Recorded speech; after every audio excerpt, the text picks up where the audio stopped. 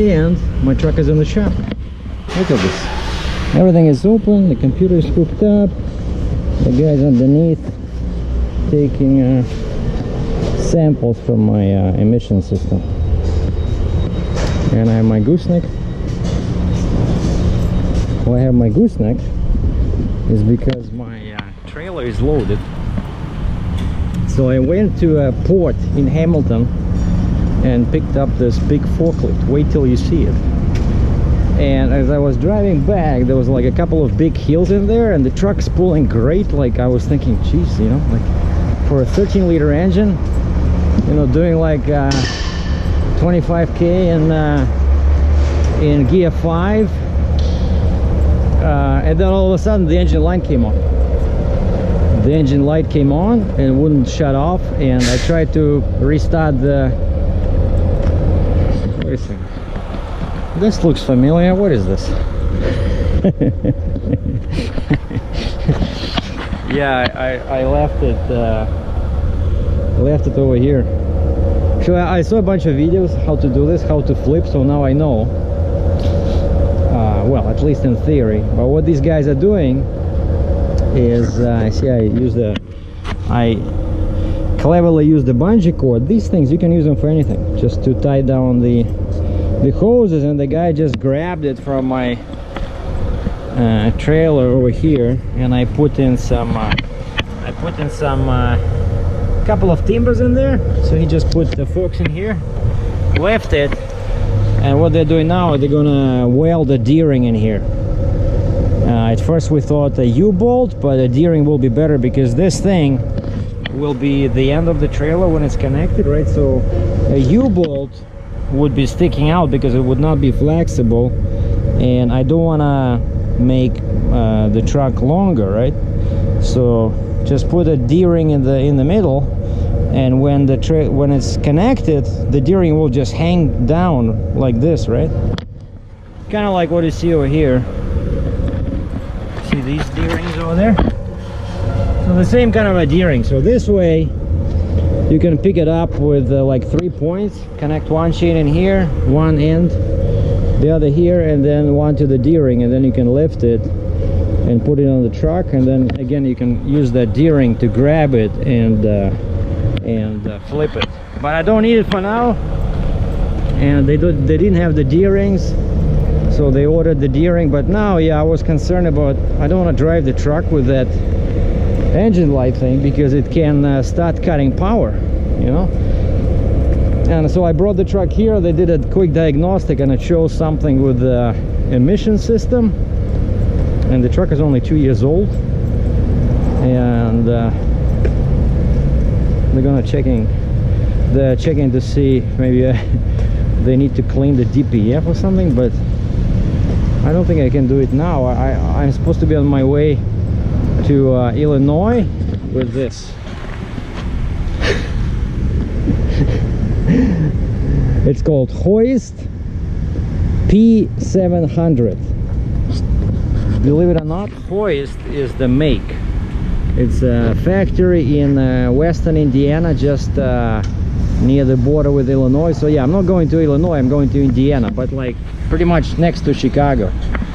And so I went to this port in Hamilton. It's like a small port where they work with ships, and it's one of those forklifts. So probably a lot of guys will know. You see these, they can move big containers, but because this thing is very tall when it's fully assembled, so they took off the mast and the forks. But this thing, you know, the forks are all hydraulically operated. They can spread, and this thing can grab a 40-foot container like there's no tomorrow. And so the weight is 76,000 pounds. I know because I scaled. I'm 11 feet 2 inches wide and 12 feet 2 inches tall from the deck, but I'm legal from the ground because of the design of my trailer, drop side rail design. And I was worried, very worried about the clearance. You know, on the night before I was doing research, and it was not immediately clear how much clearance you have, how much height. And with the forks on, the picture showed like the bottom of the forks were very low, and I was like, I couldn't sleep yesterday. I was thinking, how do we move these forks, you know, like this, how do we make it like even, you know, close to legal? And then I go there, the guy says, oh, there's no forks. Nobody told me. I said, at least I could have slept much better, you know. So like, I was really weird. And then he drove this on. He stopped like this, you know, next to me, and a very nice guy, like a young guy who was driving this. I said, yeah, I'm not driving this. Are you crazy? And I look in the back. Oh yeah, and he says, you need to put these big timbers over here. He says, otherwise it's not gonna climb, because there's no weight now here on the front. All the weight is on the back. Those are the steer tires. That's the steer axle. So these are just spinning on the asphalt. This thing has so much torque, so it wouldn't go. And that's a good thing that we started putting this, because I was concerned about this area. You know, that's well, it's not, these scratches are from my gooseneck, that's nothing, but I was concerned that the rear of the machine, let me show you, that's where that's the counterweight, right? I was just concerned that this part over here, you see it does sit like low. Well, there's a lot of clearance, but when it's climbing, that's when it can you can hit. And so I told the guy, I said, I was standing here in the back, I said, you know, you just keep come close, and I'll see if there's any gap between the counterweight and this area over here. And there was barely a finger, you know. And actually when he pushed gas, it moved, right? And so the counterweight went down, and actually it hit it a little bit. And I said, stop, go back on. And I just added a couple of smaller timbers in here on top of these. I put smaller timbers, so we raised it, and once it cleared this weak point, after that it was fine. And after that it was just a matter of figuring out where to load this, because they told me that, because that's like the engine is there, the counterweights are there, so that's the heaviest part. But it's that the front still does weigh a lot, right? So see, that's what I put it like this, basically close. That's my light. So the middle would be somewhere here, so I put it closer to the front, because I was afraid that it'll overload the trailer. And this thing, the guy was turning his wheels, like for some reason he was like doing like this, you know, like, what are you doing? Look what this machine did. Because it's so heavy, once you start turning tires on wood, it just rips the wood, you know. Look, see? So when you guys are loading something heavy like this with rubber tires, because there's so much traction, right, between the tire and the wood, and it was dry, now it starts raining, so very bad for the wood, you know. It can really destroy it. Yeah, see?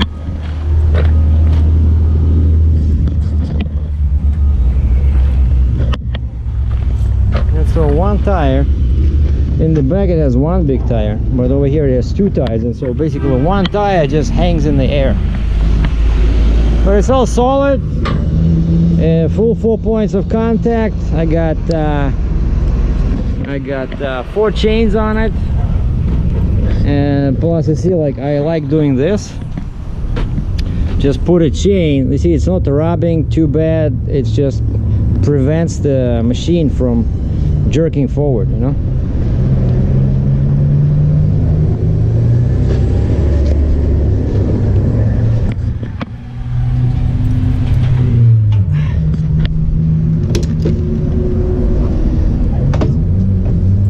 And that's what it looks inside. I think this is 2014. Yeah, 2014, so it can lift 70,000 pounds, and that's what it looks like.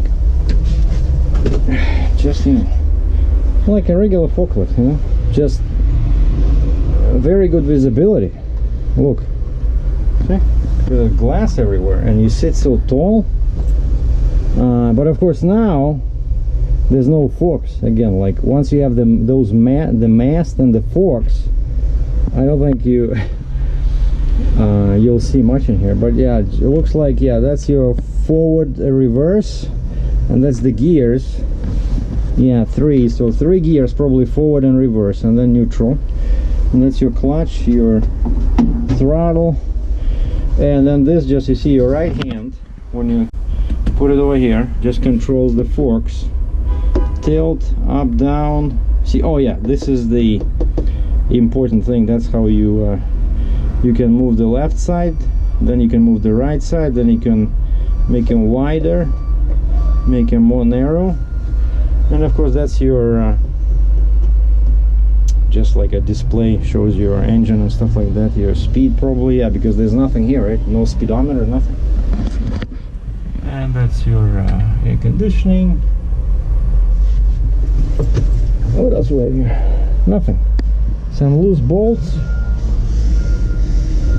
And yeah, that's the those black metal bars. They hook up to the mast over here, right? And you see they're connected to the counterweight. That's like one massive counterweight.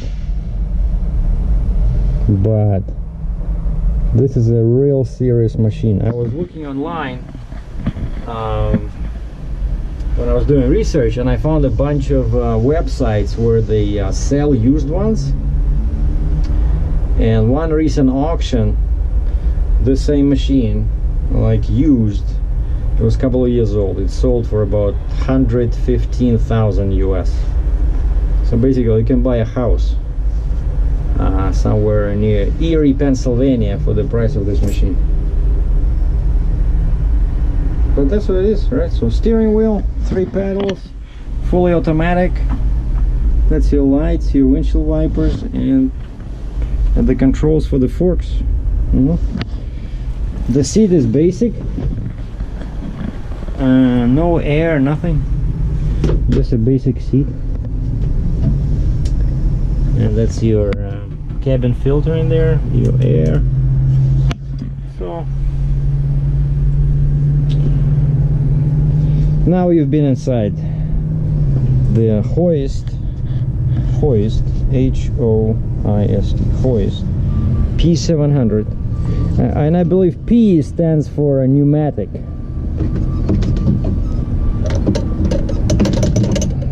I was afraid something like this would happen.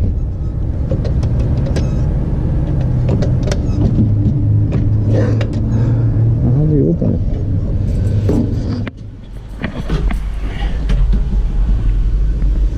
No. A lever over there.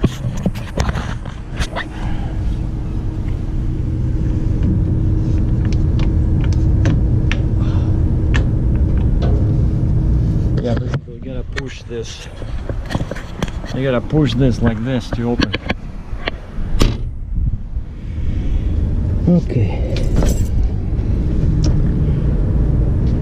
See, P700.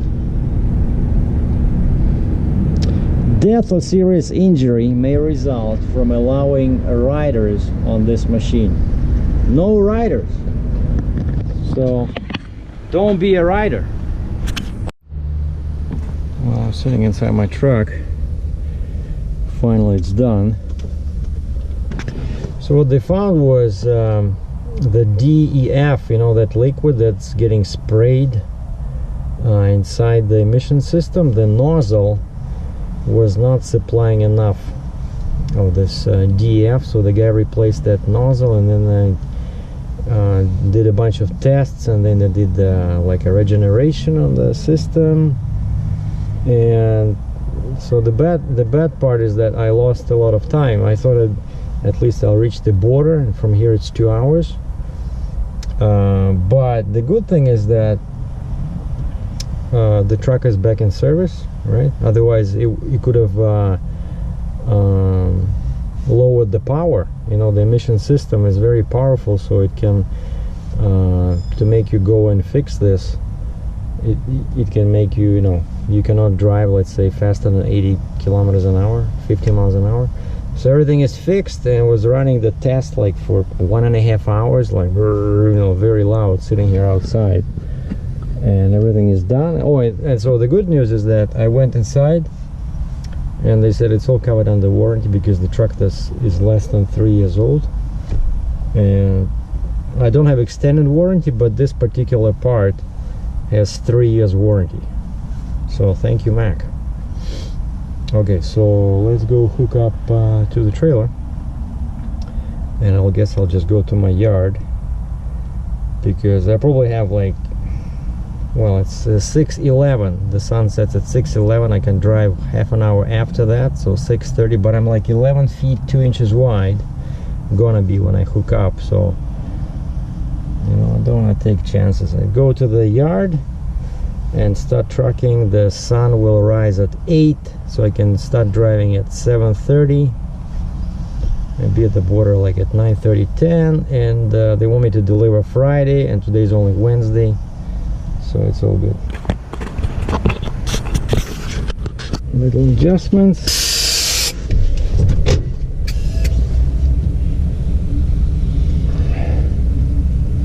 Yeah, I gotta switch it off because I'm not gonna be using it.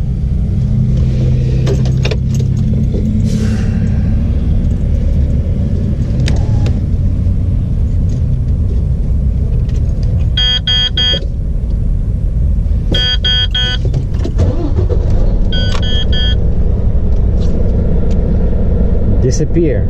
I don't want to see you. Engine light, go away. Yes.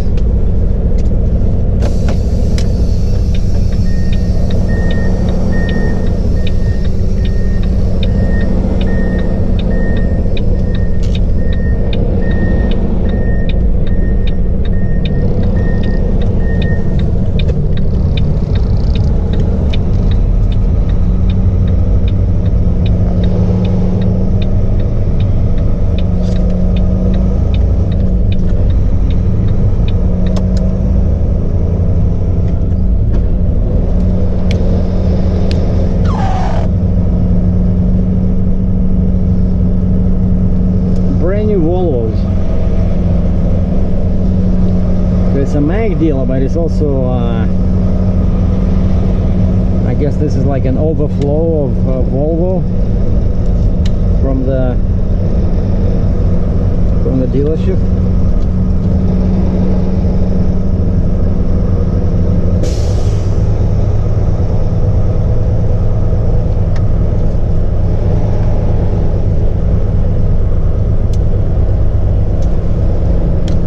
That's my forklift over there.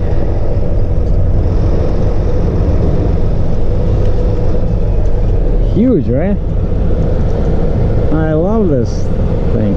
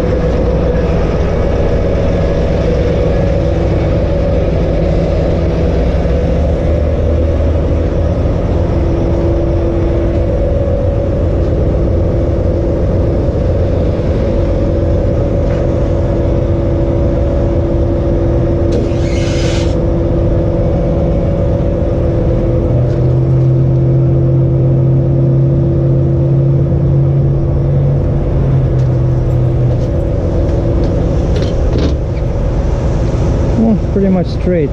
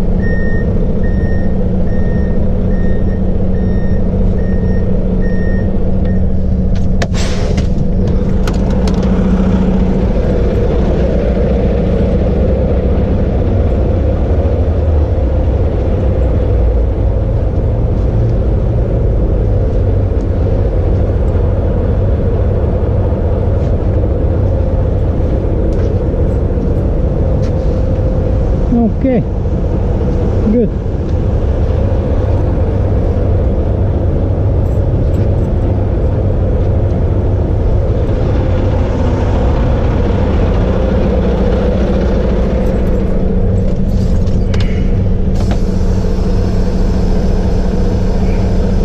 I'll just make sure that it's tight. Yeah, doesn't want to go anywhere. So PTO 1 RPM.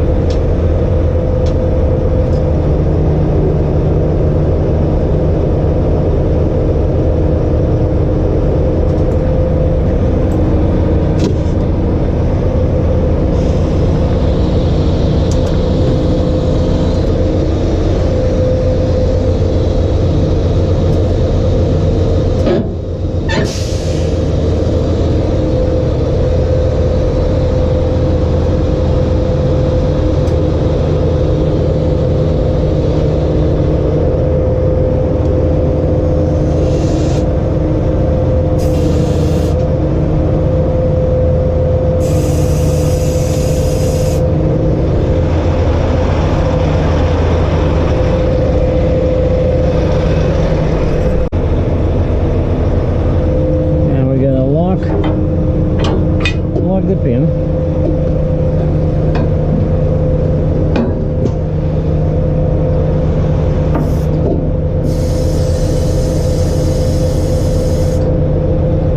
That's good. Now we connect the electric lines, air. Okay. Then I just got, see, I dropped the suspension because this creates a better angle. I put the new sign on, I had it sitting in oh,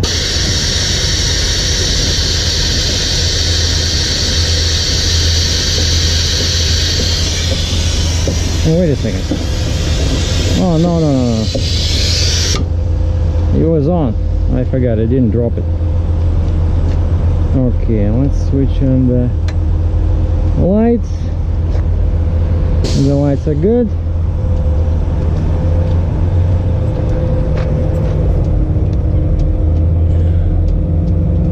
Oh, it's because I switched off the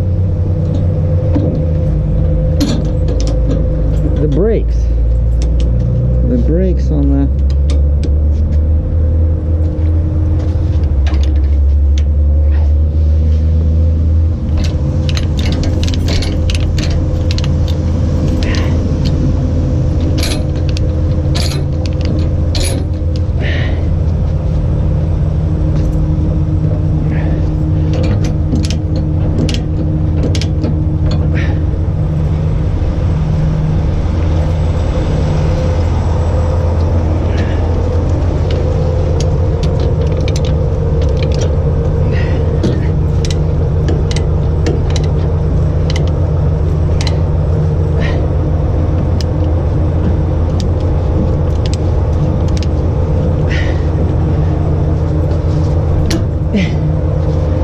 that's not going anywhere. We are good.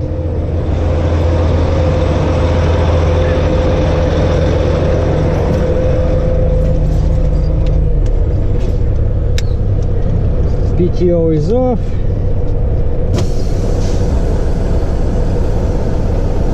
Yeah, see?